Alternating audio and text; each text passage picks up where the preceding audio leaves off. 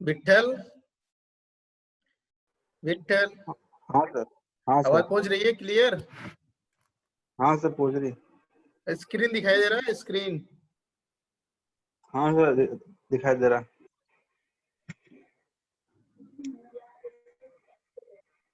चलो ठीक है।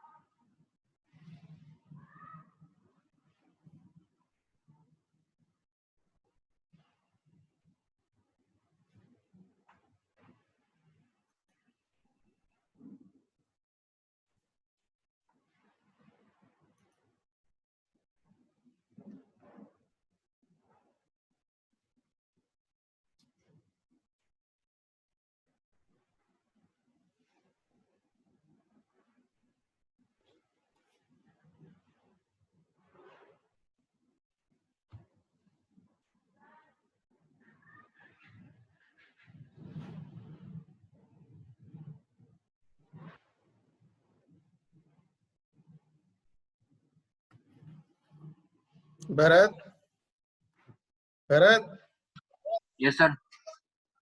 ये बताओ अभी चीजें समझ में आ रही है कि नहीं आ रही हैं? सर मैं लास्ट वाली क्लास में तो नहीं था, तो अब सर वापस समझने की कोशिश करूंगा। अब तुम लोगों को सर असाइनमेंट सबमिट करनी है एनडीईटी की। ये पहली असाइनमेंट तो लिख लिया है, फिर दूसरी असाइनमेंट भी सबमिट करनी है। ये डिस्क्रिप्टिव सर टाइप के क्वेश्चंस हैं। तो जो बुक मैंने शेयर किया था उसी बुक में से देख करके और पीपीटी की हेल्प से, दोनों की हेल्प से अच्छी नोट्स बनाओगे और एक पतली सी कॉपी बना लोगे असाइनमेंट की। में भी हो सर। सकता है 2 महीने के बाद आपको क्लास में आना पड़े, ठीक है ना? Okay sir.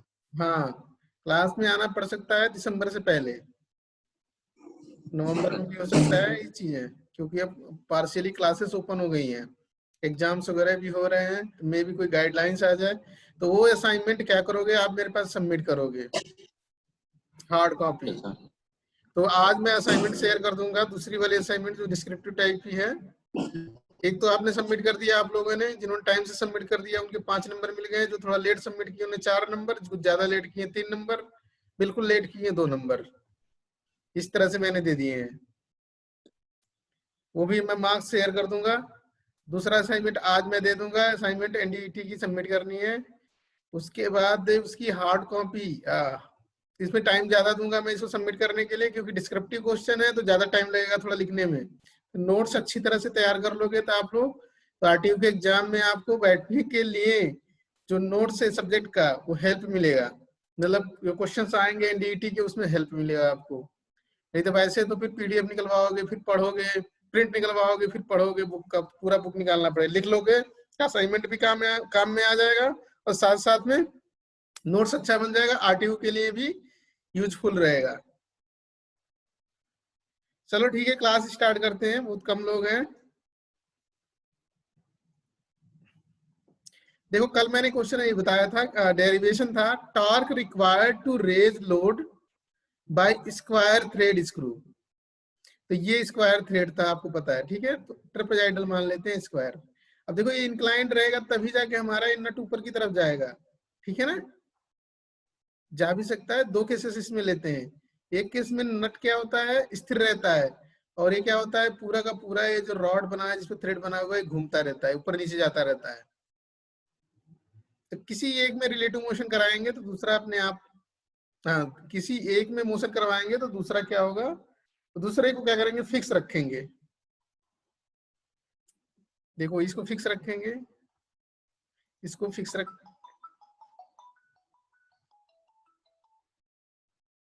हाँ हेलो, हाँ, हाँ कौन, बाद में बात करना मेरे से, ठीक है, घंटे के बाद। 1 घंटे के बाद फोन करना। तो आप देखो क्या नट फिक्स, मान लो नट स्टेबल है तो ये ऊपर वाली रॉड डी से ऊपर जाएगी, ठीक है ना।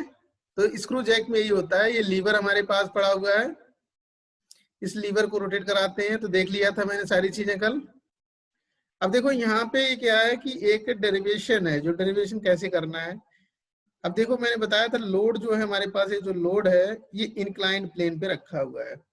ये जो थ्रेड है, थ्रेड के ऊपर जो लोड आ रहा है, ये थ्रेड के ऊपर जो लोड आ रहा है, ये हमारा थ्रेड इंक्लाइंड है। अगर एक हॉरिजॉन्टल लाइन ड्रॉ करेंगे तो ये जो एंगल बनेगा थ्रेड का वो अल्फा बनेगा। तो ये अल्फा शो कर रखा है इन्होंने, और इन्होंने एक हॉरिजॉन्टल लाइन शो कर रखा है। और ये जो थ्रेड इंक्लाइंड है उसका ये पोजीशन है। इसके ऊपर ये लोड आ रहा है, ये लोड आ गया इसके ऊपर। अब लोड आ गया तो देखो यहाँ पे लोड आ गया। सीधी सी बात है, जब ये ऊपर जाएगा रोटेट कराओगे, उड़ के तो जाएगा नहीं ऊपर, ठीक है ना। तो ये क्या होगा, जब रोटेट कराते हैं, देखो यहाँ हैंडल जो लीवर लगी हुई है रोटेट कराते हैं, तो रोटेट कराते हैं तो लोड ऊपर की तरफ जा रहा है। मान लो एंटी क्लॉकवाइज घुमा रहे हैं इसको, तो लोड ऊपर की तरफ जा रहा है लोड। तो क्या होगा कि फ्रिक्शन फोर्स नीचे आएगा, क्योंकि लोड की वजह से इनमें क्या बोलते हैं, इसके ऊपर एक नॉर्मल रिएक्शन होगा इस तरह से। और ये क्या होगा, जब ऊपर की तरफ जाने की कोशिश करें फ्रिक्शनल फोर्स होगा। मेटल के बीच फ्रिक्शन फोर्स होता है ये, ठीक है ना, उसको नेग्लेक्ट करने की कोई बात ही नहीं है। एक्चुअल केस में फ्रिक्शन तो होगा दो सरफेसेस के बीच में। अब वेट इसका क्या है, डाउनवर्ड वर्क कर रहा है। वेट डाउनवर्ड वर्क कर रहा है तो नॉर्मल के पैरेलल एक लाइन खींचा तो ये एंगल अल्फा है, तो ये भी अल्फा हो जाएगा, ये भी अल्फा हो जाएगा। ये अल्फा है तो ये भी ऑलरेडी आपने पढ़ा है उसमें इंजीनियरिंग मैकेनिक्स में, ये अल्फा है। तो डब्लू के जो वेट के 2 कंपोनेंट हो गए, डब्लू कॉस अल्फा, अल्फा से सटा हुआ जो साइड होता है हमेशा कॉस में जाता है, और दूसरा इधर हो जाएगा डब्लू साइन अल्फा, ये वाला वैल्यू। उसके बाद आप यहाँ पे देखिए, ये मैंने लीवर जो है यहाँ से यहाँ तक है, ये फोर्स लगाओगे आप इस पे फोर्स लगाओगे तो ये डायरेक्शन मिलेगी आपको। ये हॉरिजॉन्टल प्लेन में फोर्स लगाओगे ऐसे सर्कुलरली, तो इस तरह से हम शो करते हैं। इसी को फोर्स को पूरे एरो को घुमा दो एंटी क्लॉकवाइज, इसी तरह की डायरेक्शन मिलेगी एंटी क्लॉकवाइज लीवर पे जो फोर्स लगाते हैं। ये पूरा का पूरा हमारा फोर्स का। अब फोर्स भी क्या करेगा, ये जो फ्रिक्शन फोर्स की लाइन को पीछे की तरफ स्ट्रेन करेंगे, इससे एंगल अल्फा बनाएगा। इसके 2 कंपोनेंट होंगे, पी कॉस अल्फा, ये हो गया पी कॉस अल्फा, और दूसरा P sine alpha, P sine alpha. तो यहाँ पे पी साइन अल्फा आ जाएगा।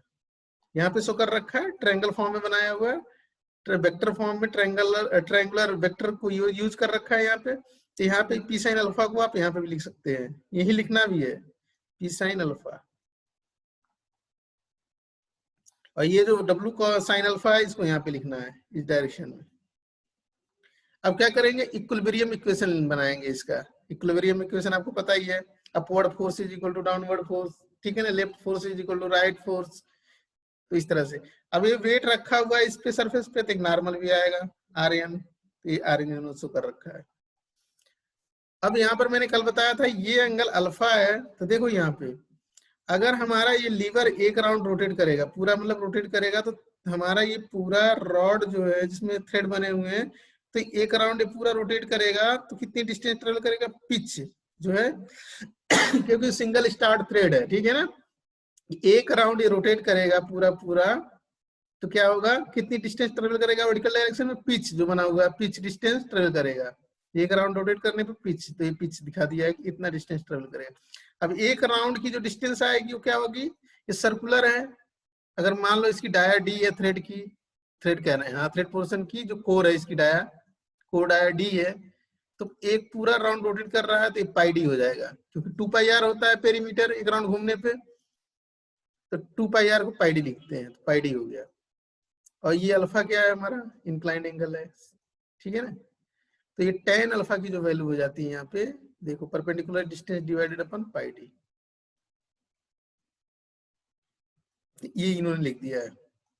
लोड W से रिप्रेजेंट किया है, P ऑफर्ड है जो यहाँ पे आप लगा रहे हो लीवर के पास, म्यू कोफिशिएंट ऑफ फ्रिक्शन है किसके बीच, देखो दो थ्रेड के बीच जो फ्रिक्शन होता है उसको भी ले लेते हैं। सपोज कर लेते हैं कि अगर ये लोड लग रहा है, लोड की वजह से फ्रिक्शन इस पे कितना आ रहा है थ्रेड पे, वो कंसीडर कर लिया म्यू आर एन होता है, ठीक है ना। कोएफिशिएंट ऑफ फ्रिक्शन दिया होगा आपको म्यू, और आर एन का मल्टीप्लाई कर दोगे, तो एफ ऑफ फ्रिक्शन जो हो गया आपका mu times R N, already आपको पता है।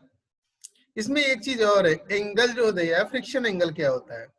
देखो फ्रिक्शन फोर्स और नॉर्मल के बीच का जो रिजल्टेंट मिलता है इस तरह से कोई, ये रिजल्टेंट हो गया, तो रिजल्टेंट और आर्यन के बीच जो एंगल बनता है उसे कहते हैं फ्रिक्शन एंगल फाई। ये अल्फा के इक्वल भी हो सकता है, अल्फा से ज्यादा भी हो सकता है, फ्रिक्शन एंगल कम भी हो सकता है। तो तीन कंडीशन आती है इसकी।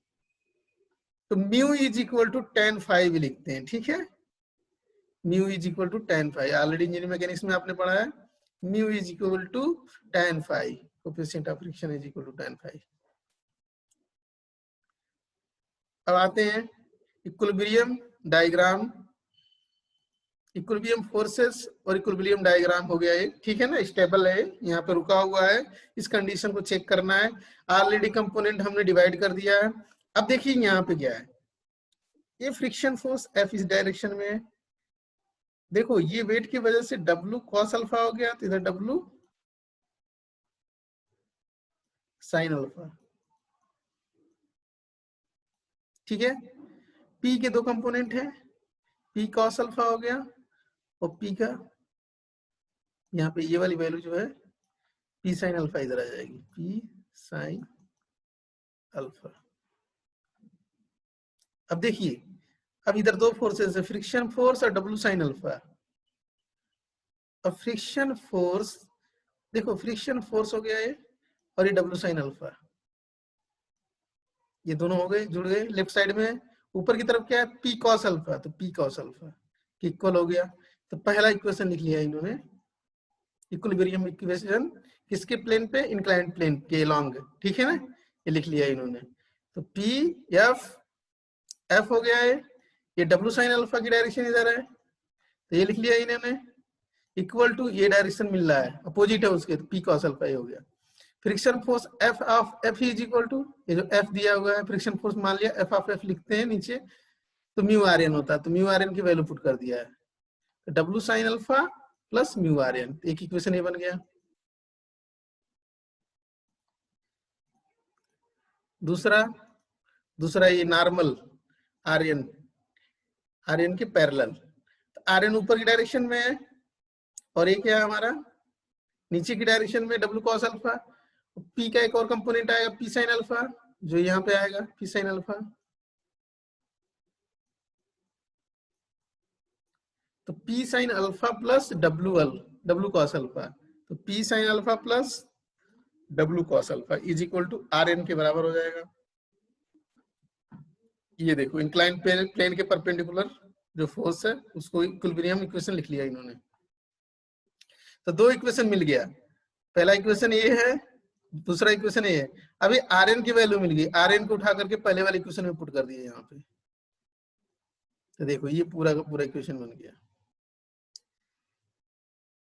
अब ये W sin अल्फा तो वैसे ही रह गया।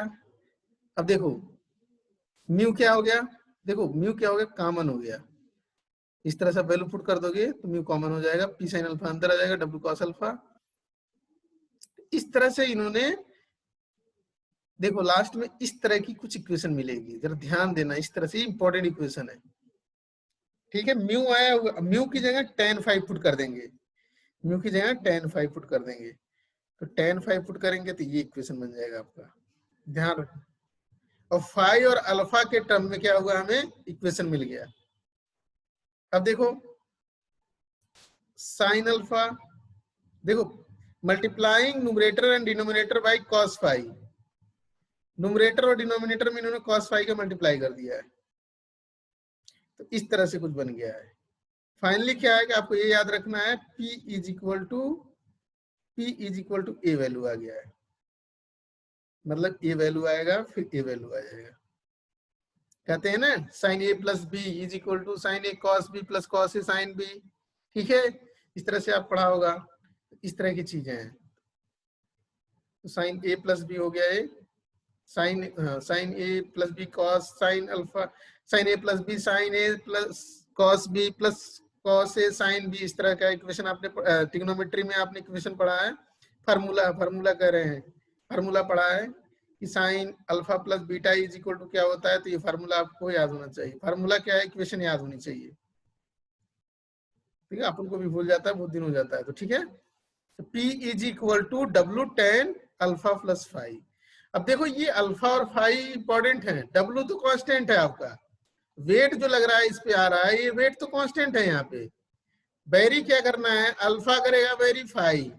अब क्या इफेक्ट होता है, अल्फा हमेशा अगर ग्रेटर होगा फाइव से तो ये P की वैल्यू हमेशा पॉजिटिव आएगी। अगर अल्फा लेस हो गया फाइव से तो P की वैल्यू निगेटिव आ जाएगी। तो आप ऊपर उठाना चाहोगे तो नीचे आने लगेगा लोड जो है किसका, जैक का। अब देखो एक चीज और, वो तो फार्मूला समझ में आ गया। P इज इक्वल टू, याद रखो, P is equal to W sine alpha plus five. ये इंपॉर्टेंट हमेशा याद रखो।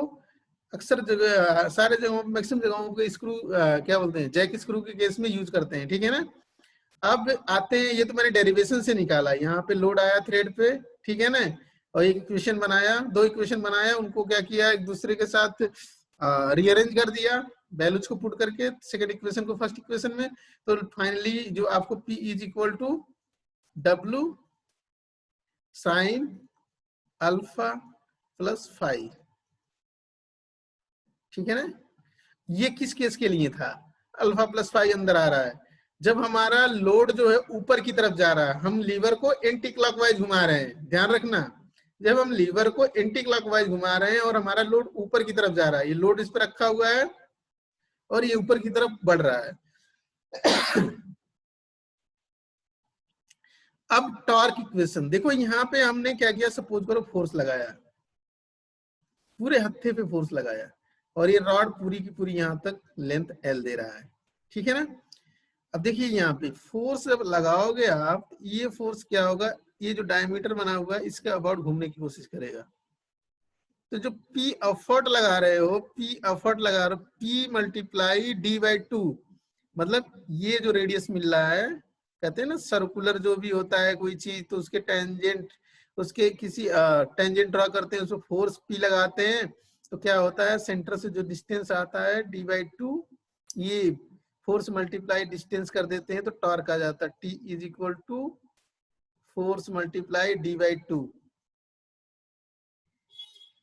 ठीक है। तो ये एफर्ट P लगा रहा है, और ये हमारा जो स्क्वायर थ्रेड है और इसकी रॉड है, बीच में कोड आया है, तो P मल्टीप्लाई D/2 इस पे ट्रांसफर होगा, इतना टॉर्क इसमें ट्रांसफर होगा, ध्यान रखना। तो T1 लिख रखा है इन्होंने, टॉर्क T1 है वो ट्रांसफर हो रहा है। T1 मान लिया, आप T भी ले सकते हो, T1 ले लो, जैसे बुक में दिया रहता है वैसे ही लेते हैं, क्योंकि पढ़ने में इजी रहता है। तो P मल्टीप्लाई D/2, तो P आपको पता है W tan alpha plus 5 multiply D/2, ये इक्वेशन ये बन गया, ठीक है। अब क्या कर रहा है, जरा पढ़ो इस क्वेश्चन में। When axial load is taken up by thrust collar as shown in figure, ये थ्रस्ट कॉलर जो ऊपर वाला पोर्शन है कुछ इस तरह का है, ये जो बना हुआ है, अब घुमा रहे, ये वाला जो पोर्शन है आपका ये है, जरा ध्यान से देखना, नीचे वाला जो डायग्राम है, ये वाला जो पोर्शन है आपका ये वाला है, ऊपर कॉलर लगा होता है इस तरह से, स्टेबिलिटी ये ली, ठीक है ना, ऊपर आएगा, फिर उसके इसके ऊपर ये आएगा, उसके ऊपर लोड आएगा। देखो इस तरह से डायग्राम होता है कुछ अच्छी तरह से। अब इसमें दो रेडियस मिल रहा है, एक रेडियस R1 ये मिल रहा है, दूसरा ये मिनिमम रेडियस है R2 मिल रहा है। तो आपको कुछ करना नहीं, ये रेडियस आपको दिया रहेगा, एक कॉलर है, ये रेड वाला कॉलर है, तो आप कॉलर और क्या बोलते हैं रॉड के बीच देखो लिखा हुआ है, रोटेशन के वजह से फ्रिक्शन होगा। When the axial load is taken up by the thrust collar, ये thrust collar बोलते हैं इसको, shown in figure, so that load does not rotate with the screw, then the torque required to overcome friction at a collar, ठीक है ना। तो सीधी सी बात है, कॉलर में दो रेडियस है हमारे पास, R1 एंड R2। तो अगर फ्रिक्शन कोएफिशिएंट μ1 है कॉलर और क्या बोलते हैं लोड के बीच, या तो कॉलर एंड थ्रेड के बीच, तो आप क्या करोगे, ये फार्मूला यूज करोगे। ये फार्मूला क्या है, यूनिफॉर्म प्रेशर थ्योरी के अकॉर्डिंग, यूनिफॉर्म प्रेशर थ्योरी के अकॉर्डिंग T2 जो टॉर्क होगा, ठीक है ना, टॉर्क क्या होगा 2/3 multiply μ1 multiply W in bracket R1 cube, जो बड़ा वाला रेडियस है ये, उसका क्यूब माइनस R2 क्यूब, ये लिख रखा है, डिवाइडेड अपन R1 square minus R2 square bracket. इसे याद कर लेना आपको, इसका डेरिवेशन है, मैं बताऊंगा, ठीक है ना। उसके बाद क्या होता है कि पूरी वैल्यू को सिंप्लीफाई कर देते हैं, तो μ1 हो जाता है ये आपका, ठीक है ना, W सिंप्लीफाई करते हैं तो R1 प्लस R2, सिंप्लीफाई नहीं करना, सॉरी, ये वैल्यू जो होती है आपकी आती है, ये लिखते हैं यूनिफॉर्म वियर थ्योरी के अकॉर्डिंग। यूनिफॉर्म वियर थ्योरी के अकॉर्डिंग क्या करते हैं, जो टॉर्क होता है, ठीक है ना, वो μ1 मल्टीप्लाई W और दोनों रेडियस का एवरेज लिख देते हैं यहाँ पे, ये होता है। तो यूनिफॉर्म प्रेशर, देखो कॉलर एंड बियरिंग पढ़ेंगे, कॉलर एंड बियरिंग पढ़ेंगे, उसमें दो थ्योरी अप्लाई होती है। जैसे क्लच प्लेट होता है, तो क्लच प्लेट में भी दो तरह की थ्योरी होती है, क्योंकि प्रेशर अप्लाई करते हैं तो दो प्लेटें एक दूसरे के साथ कांटेक्ट में आती हैं, तो उनके बीच फ्रिक्शन होता है, फ्रिक्शन की वजह से टॉर्क ट्रांसमिट होता है। इंजन शाफ्ट से क्या होता है, मोटर शाफ्ट, इंजन शाफ्ट से जो हमारा पास व्हील का जो शाफ्ट होता है उसमें ट्रांसफर होता है। तो इस तरह से क्या करते हैं, दो तरह की थ्योरी पढ़ते हैं। जैसे ऑटोमोबाइल में आपके पास क्लच है और इंजन है, ठीक है ना, तो क्लच प्लेट और इंजन प्लेट जब एक दूसरे के साथ जुड़ते हैं तो इंजन से मोशन का ट्रांसफर जो होता है, क्लच प्लेट दूसरे जो हमारे पास जो व्हील का शाफ्ट मिलता है उस शाफ्ट पे ट्रांसफर करना होता है, ठीक है ना। तो क्या होता है कि दोनों के बीच फ्रिक्शन होता है, फ्रिक्शन की वजह से टॉर्क ट्रांसमिट होता है, ठीक है। तो उस तरह की कंडीशन जब आती है तो दो तरह की थ्योरी पढ़ते हैं, uniform pressure theory, uniform wear theory.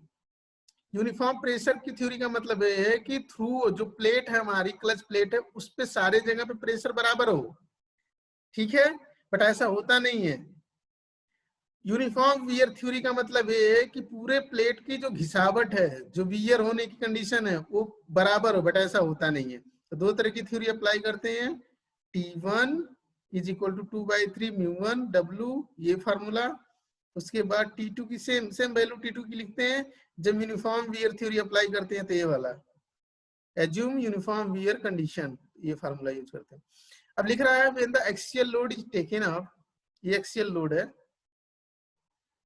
अब बाय ये थ्रस्ट कॉलर, ये कॉलर पे थ्रस्ट डेवलप होगा जब लोड ज्यादा अधिक हो। ऑटोमोबाइल वगैरह क्या करते हैं, स्क्रू जैक से क्या करते हैं, उसको रेज करते हैं, ऊपर की तरफ उठाते हैं, लोड ज्यादा होता है, so that the load does not rotate with screw। Load जो है, ये जो लोड है हमारा सडन रोटेट ना कर जाए। इस कॉलर पे आने के बाद क्या होगा, कॉलर रोटेट, जैसे किसी चीज पे सडन लोड रखते हैं तो कुछ चीजें नीचे की चीजें घूम जाती है, जैसे ये घूम जाएगा, हल्का सा घूमने कंडीशन आती है, बट इनका फ्रिक्शन इतना होना चाहिए इनके और थ्रेड के बीच में, ठीक है ना, लिखा हुआ है not rotate with screw, screw के साथ रोटेट नहीं होना चाहिए। तो एक टॉर्क जनरेट हो जाता है यहाँ पे, ठीक है ना, torque required to overcome friction at a collar, ठीक है ना। तो सीधी सी बात है, फ्रिक्शन कॉलर के बीच में उसको कम करता है, जो टॉर्क रिक्वायर्ड होता है। तो कोई दिक्कत नहीं, इतनी टॉर्क रिक्वायर्ड है जो फ्रिक्शन को कम कर सके, ठीक है ना। तो आपको टेंशन लेने की जरूरत नहीं है कि फॉर्मूला क्या है, रट लेना है, सीधी सी बात है। तो ये T1 आपका आ गया, दूसरा T2 आ गया। तो total torque required overcome the friction T is equal to T1 plus T2। अब इतना टॉर्क चाहिए आपको रोटेट कराने के लिए स्क्रू को, ध्यान रखना, एक्स्ट्रा टॉर्क आ गया ये T2, और T1 पहले से था ही ये, मतलब ये आपने लगाया था और इतना और जनरेट हो रहा है, क्यों, फ्रिक्शन है कॉलर और इसके बीच में। तो दो टॉर्क हो गया, T1 प्लस T2, तो टोटल टॉर्क कितना होगा, इतना आपको टॉर्क यहाँ पे जनरेट करना होगा, तब जाके रोटेट करेगा। अब देखिए आगे फार्मूले में क्या लिख रखा है। अब torque, total torque is equal to, देखो यहाँ पे P मल्टीप्लाई D/2, क्योंकि यहाँ पे जो टॉर्क डेवलप होगा तो ये वाला होगा, ठीक है, is equal to P1 multiply L। Suppose किया मैंने एफर्ट यहाँ पे P1 लगाया, जैसे पहले P लगाया था, तो d/2 के लिए वर्क कर रहा था, मतलब स्क्रू घूम जाएगा। अब फोर्स हमारा थोड़ा बढ़ गया कॉलर की वजह से, अगर कॉलर यूज करते हैं तो, ठीक है ना। तो ये जो टॉर्क होगा वो टॉर्क किसके इक्वल हो सकता है, P1 अननोन है मल्टीप्लाई L डिस्टेंस पे लग रहा है, तो ये P1 फाइंड आउट करेंगे ये नोन P के टर्म में।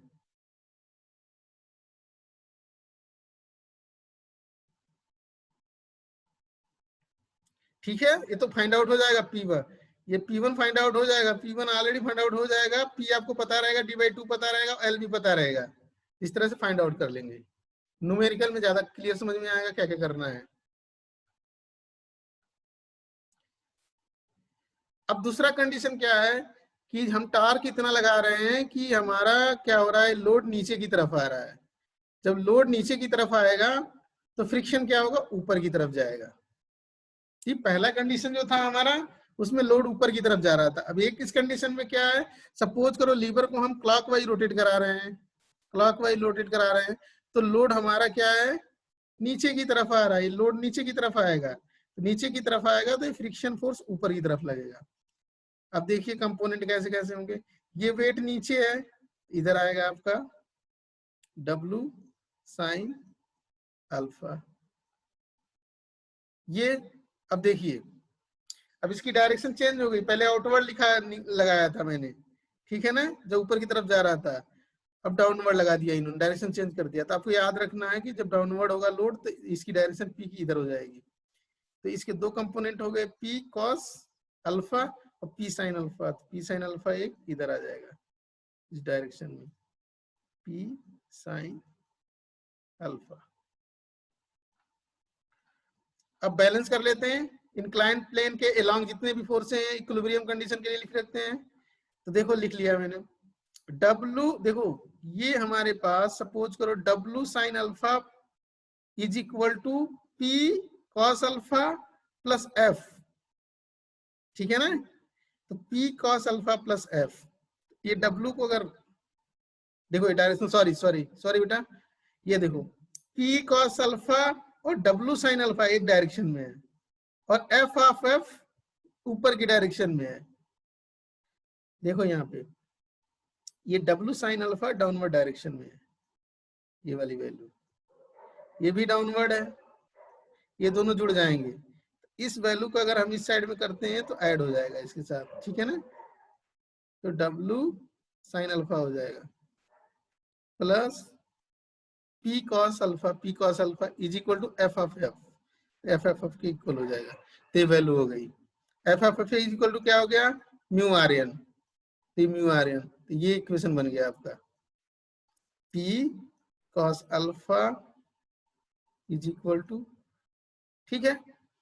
अब दूसरा RN, अब RN के केस में क्या होगा, देखिए यहाँ पे W cos अल्फा और ये देखिए P sin अल्फा, ये देखिए RN, तीन मैंने सर्कल कर रखा है।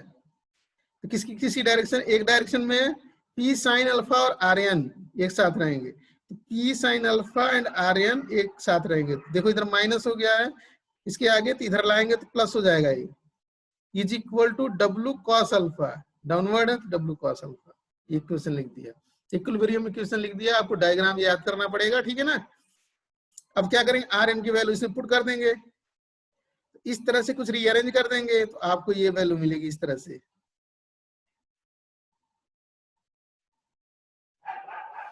ये पीटी से पढ़ाया जा रहा है तो थोड़ी डिफिकल्टी आ सकती है, बोर्ड पे बहुत सही रहता है, बोर्ड से अच्छा कुछ नहीं होता है, बट कोविड की वजह से आपको इस तरह से बताई जा रही है। अपन को भी हेजिटेशन होती है कि यार क्या चीजें समझ में आ रही, क्या नहीं आ रही, क्या मैं बोल रहा हूँ, उनको ये चीजें डायग्राम दिख रहा है कि नहीं दिख रहा है, डायग्राम में जो डायरेक्शन की लाइन बना रहे हैं वो सीधी बना रहे हैं कि नहीं बना रहे हैं।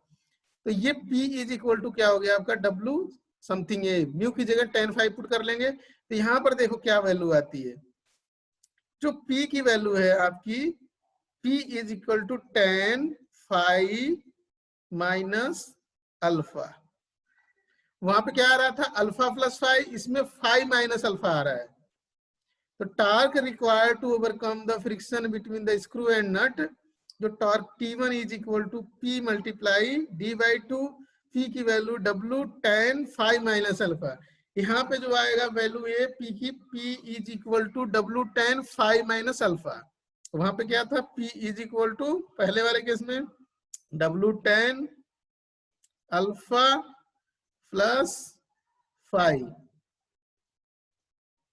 अब इस केस में अगर 5 ग्रेटर होगा अल्फा से, देखो फ्रिक्शन एंगल यहाँ पे ज्यादा होगा, तो क्या होगा, ये वैल्यू पॉजिटिव मिलेगी आपको। अगर ये 5 की वैल्यू कम हो गई अल्फा से, तो ये P की वैल्यू निगेटिव मिलेगी। इसका मीनिंग क्या है पहले देखते हैं। देखो नोट में लिखा है when alpha is greater than 5, तो P is equal to W alpha minus 5। ठीक है ना। अब आगे क्या लिखा हुआ है जरा उसको भी देख लेते हैं।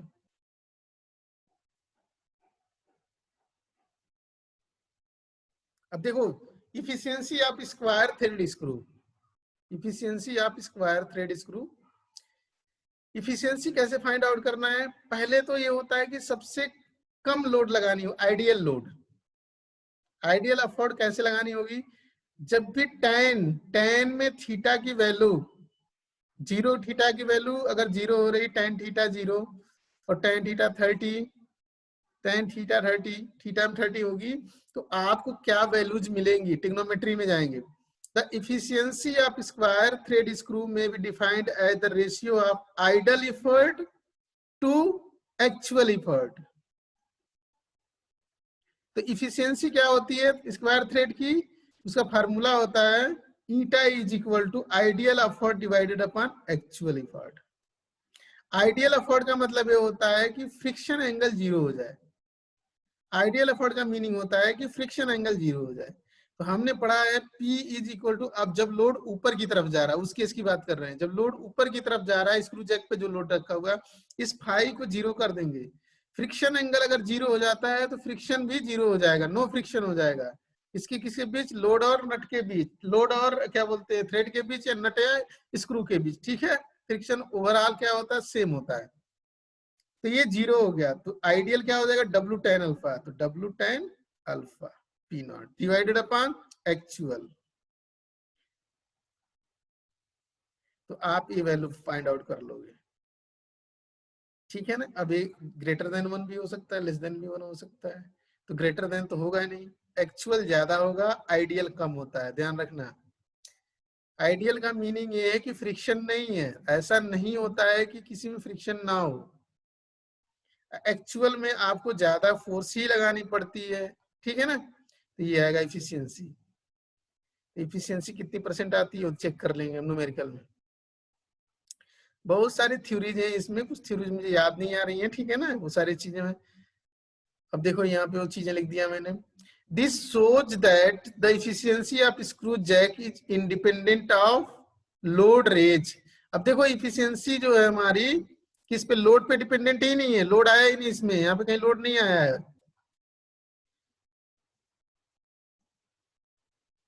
लोड नहीं आया हुआ है।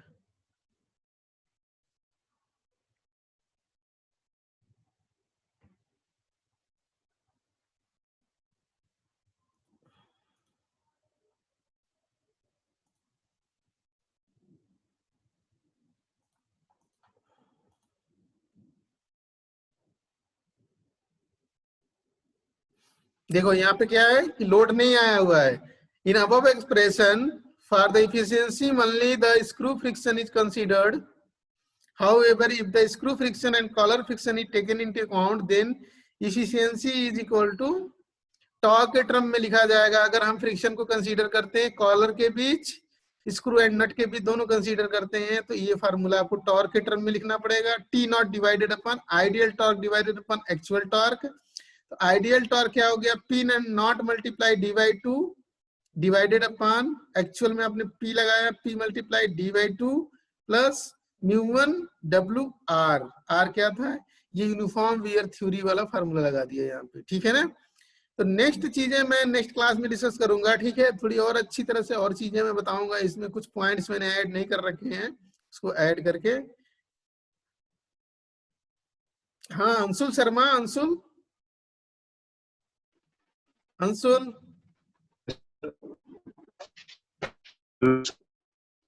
भरत, भरत सर क्या कुछ समझ में आया कि नहीं आया, कि सो गए थे? नहीं नहीं सर, दोनों आपने बताया जो समझ में आ गए थे। बताओ क्या बताया न्यूमेरिकल दोनों में? सर वही कि खाली फोर्स रिजोल्यूशन करना होता है, वो अपने फ्रिक्शन एंगल दिया होता है, उससे फोर्स वो हॉरिजॉन्टल और वर्टिकल को दोनों को रिजोल्व करना है, वहां से फिर अपन म्यू आर एक साइड में करके उसकी वैल्यू पुट करके पी निकाल सकते हैं। तो जो एक्सप्रेशन दिया हुआ है थोड़ा सा क्या है कि दिक्कत होती होगी आपको समझने में। एक्चुअली क्या है, बोर्ड पे बहुत अच्छी नहीं तरह सर से वो समझ में आता है चीजें, क्योंकि लाइन खींचते ये हैं तो और है इसमें सर। थोड़ा लाइन भी खींचने में दिक्कत है, क्योंकि वो राइटिंग पैड नहीं है हमारे पास। और दूसरी चीजें हैं कि यस सर। जब diagram in front of view रहता है ना, तो क्या होता है कि अपन और अच्छी तरह बताते हैं, जैसे बोर्ड वगैरह पे बहुत अच्छा होता है। अब पीपीटी में कभी नेट पे आवाज जाती है, कभी नहीं जाती है। कुछ चीजें बोलना चाहते हैं हम अच्छी तरह से, बेटर ढंग से, पता वो नहीं हो पाता है। ठीक है, क्लास में और अच्छा हो जाता है। अब इसमें कुछ है नहीं, दो चीजें हैं आपको। इंक्लाइंड प्लेन पे कोई बॉडी रखी हुई है जो आपने इंजीनियरिंग मैकेनिक्स में पढ़ी हुई है। अब वो हमारा जो बॉडी है वो ऊपर की तरफ जब जा रहा है तो फ्रिक्शन फोर्स कंसीडर करके इक्विलिब्रियम इक्वेशन लिखते हैं, वैसे ही करना है। वही बॉडी क्या है आपकी इंक्लाइंड प्लेन पे डाउनवर्ड आ रही है, तो फ्रिक्शन फोर्स कंसीडर करके उस पे लगने वाले फोर्स अफर्ट को निकालना। अफर्ट की डायरेक्शन जो थी, आपका जो लोड दिया था वो हॉरिजॉन्टल वाली थी, ऊपर जा रहा था, आउटवर्ड शो कर रखा था, ऊपर जा रहा था। देखो ऊपर जब जाएगा, लोड हो गया है, देखो ऊपर जब भी जा रहा था ये आउटवर्ड शो कर रखा है इसने, ये आउटवर्ड शो कर रखा है, यही लोड इसमें एक्स्ट्रा आया है। ठीक है ना, अफर्ट जो है हमारा, इसे अफर्ट कहते हैं। ये लोड जो इंक्लाइंड प्लेन पे रखा रहेगा, ध्यान रखना इसकी हमेशा वेट डाउनवर्ड ऐसे ही होगी, सीधी। ठीक है ना, ग्राउंड की तरफ। और इसका इक्विलिब्रियम इक्वेशन लिखना है, लिख लिया, उसके बाद वो बन गया जो बनाना चाहते हो आगे, ये सारा का सारा बन जाएगा। एक काम यहाँ पे करना है, न्यूमरेटर डिनोमिनेटर में cos फाई का मल्टीप्लाई कर देना है। फाई आपको पता ही है, दोनों नीचे ऊपर मल्टीप्लाई करोगे तो इसका कोई फर्क नहीं पड़ेगा इस पूरे इक्वेशन पे। ये शो कर रखा है इन्होंने। उसके बाद इन्होंने मान लो सपोज करो एफर्ट लगाया, इन्होंने पी एफर्ट लगाया, तो स्क्रू पे जो टॉर्क ट्रांसमिट होगा P मल्टीप्लाई D/2 हो जाएगा। P की वैल्यू दिया है W tan alpha plus five. कौन सा केस है जिसमें लोड क्या ऊपर जा रहा है, मल्टीप्लाई। तो ये टॉर्क आपको आ जाएगा कितनी रिक्वायरमेंट है। ये कॉलर वाला केस बहुत कम आता है, ठीक है ना, कॉलर वाला केस कब न्यूमेरिकल में बहुत कम आता है। तो कॉलर वाले केस के लिए आपकी दो थ्योरी पढ़नी होती है आपको, uniform pressure theory, uniform wear theory. ये फार्मूला रट लेते हैं, ये जेई वगैरह में भी आता है, इसको भी रट लेते हैं, यूनिफॉर्म वियर थ्योरी। तो यूनिफॉर्म वियर थ्योरी में कोई दिक्कत ही नहीं है, mu 1 multiply W(R1 + R2) divided upon 2। ठीक है ना। इसमें एक सरफेस लेते हैं, प्लेट लेते हैं, प्लेट में सेंटर से क्या करते हैं, रिंग कट करते हैं। ठीक है, एक सिंगल रिंग पे क्या करते हैं, कुछ उसकी थिकनेस लेते हैं dt या dx, फिर उससे फ्रिक्शन निकालते हैं, फिर इंटीग्रेट कर देते हैं, तो उससे आता है ये। तो इसका डेरिवेशन है, ठीक है ना, इसका डेरिवेशन है, तो जरूरत जानने की नहीं है, रट लेने की जरूरत है। देखो यहाँ पे क्या है, आपको टॉर्क लगानी पड़ेगी किस केस में, जब हमारे पास कॉलर नहीं रहेगा। अब कॉलर आ गया तो एक और टॉर्क थोड़ी सी क्रिएट हो रही है। ये टॉर्क किसी वजह से हो रही है, क्योंकि फ्रिक्शन हो रहा है एक कॉलर और क्या बोलते हैं इसके बीच में। नहीं तो जैसे लोड रखोगे ये रोटेट कर जाएगा, तो रोटेट ना हो कॉलर, ठीक है ना, घूम जाएगा, ऐसे घूम जाएगा सर्कुलरली। थोड़ा सा टॉर्क उसमें देते हैं, फ्रिक्शन की वजह से टॉर्क आता है। सरफेस के बीच में क्या होता है, फ्रिक्शन होता है, तो फ्रिक्शन क्या करता है, रोकता है चीजों को, तो एक एक्स्ट्रा टॉर्क थोड़ा सा ज्यादा आ जाएगा।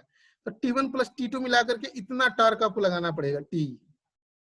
तो दोनों को जोड़ लोगे तो जितना आएगा उस वैल्यू को आपको यहाँ पे अप्लाई करना पड़ेगा, एक्चुअल में कुछ ज्यादा होगा। ठीक है ना, तो ये चीजें, और कुछ है नहीं ज्यादा कुछ इनमें। थोड़ा बताने पे लगता है कि बहुत टफ है, बट टफ नहीं है, सब इंजीनियरिंग मैकेनिक्स है। ये भी सब सारी चीजें यदि मैकेनिकल एडवांटेज वगैरह में बता दूंगा आपको, ठीक है ना। अभी जो चीजें समझ, मैकेनिकल एडवांटेज कोई जरूरत ही नहीं है। देखो mechanical advantage is equal to load आपने जो अप्लाई किया रखा उसके ऊपर, और P1 जो है आपने एफर्ट लगाया। P1 क्या एक्चुअल है, जो ज्यादा है T1 + T2 को मिला करके, तो वो वैल्यू हो गई। अब देखो ये फार्मूला आपने पढ़ा है यहाँ पे, P1 × D/2 is equal to P1 × L। मैंने बताया था P1 निकालने का तरीका, P1 आ गया, इस वैल्यू को यहाँ पुट कर दिया इन्होंने। ये लोड दिया है, ठीक है ना, और ये वैल्यू हो गई P × D divided upon 2L। 2L ऊपर चला गया, ये देखो ये वैल्यू आ गई पूरी की पूरी। और P आपको पता है W × tan phi + अल्फा, तो पुट कर दिया इसमें, ये वैल्यू जा गई। इसमें भी देखो लोड नहीं आया है, L आया है, लेंथ आया है किसका, वो जो लीवर है, सेंटर से डिस्टेंस लेना है उसमें, ये जो डिस्टेंस है हमारे पास, यहाँ पर यहाँ से यहाँ तक लेना है। नेट की थोड़ी दिक्कत है, यहाँ से यहाँ तक सेंटर से लेते हैं। ये आपका d/2 होता है, ये पूरा d होता है, ठीक है। ये सारी चीजें दी हुई है, कुछ ज्यादा कुछ टफ नहीं है, बहुत सिंपल है। ये नीचे जा रहा है, लोड नीचे जा रहा है, फ्रिक्शन फोर्स ऊपर है, इसकी डायरेक्शन इनवर्ट दिखा दिया है। अब देखो इसमें कुछ करना ही नहीं है, डायरेक्ट फार्मूला है phi minus alpha, W10 phi minus alpha. देखो यहाँ पे यहाँ छूट गया है, ठीक है ना। तो ये चीजें हैं, d/2 का मल्टीप्लाई कर दिया है, टॉर्क आ गया है। अब कॉलर का टॉर्क कंसीडर करोगे, T1 + T2 हो जाएगा। तो ये देखो इसमें फाई क्या हो रहा है, ग्रेटर हो रहा है अल्फा से, ठीक है ना। तो आपको क्या करना है, फाई को अल्फा से कम रखना है, ठीक है ना। नहीं तो लॉकिंग, सेल्फ लॉकिंग की कंडीशन आती है, उसके बारे में कुछ पॉइंट्स में कल ऐड कर दूंगा, वो आपको बता दूंगा। चलो thank you all of you, बहुत कम लोग ज्वाइन हुए हैं, ठीक है। कुछ लोगों को तो मेरी आवाज ही नहीं समझ में आती होगी, क्या कह रहे हैं सर। हार्दिक, हार्दिक बहुत दिन बाद तुम, हार्दिक, हार्दिक मीना, विट्ठल, विट्ठल तो रोज आता है।